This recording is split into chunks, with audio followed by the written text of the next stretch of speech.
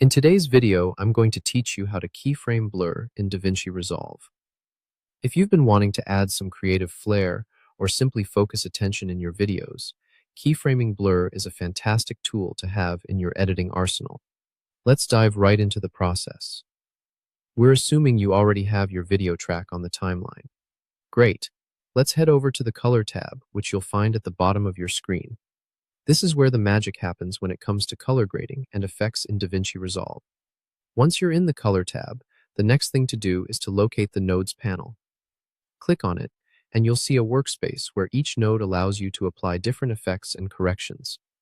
Think of nodes as individual layers of adjustments that you can stack and organize to build the look you're aiming for. Now, look for the Effects panel. When you click on it, you're being given access to a whole range of effects that you can apply to your video.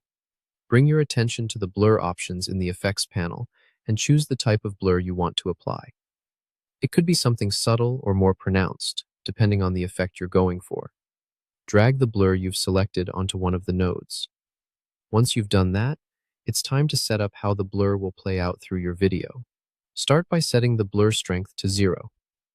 This ensures your video remains completely clear at the beginning, providing a clean slate to work from. Next, identify the exact moment in your video where you want the blur to begin. Once there, click on the diamond button you see next to the blur strength slider. This is the keyframe button. By clicking it, you're essentially marking a point in time where you're setting a specific attribute, in this case, the blur strength.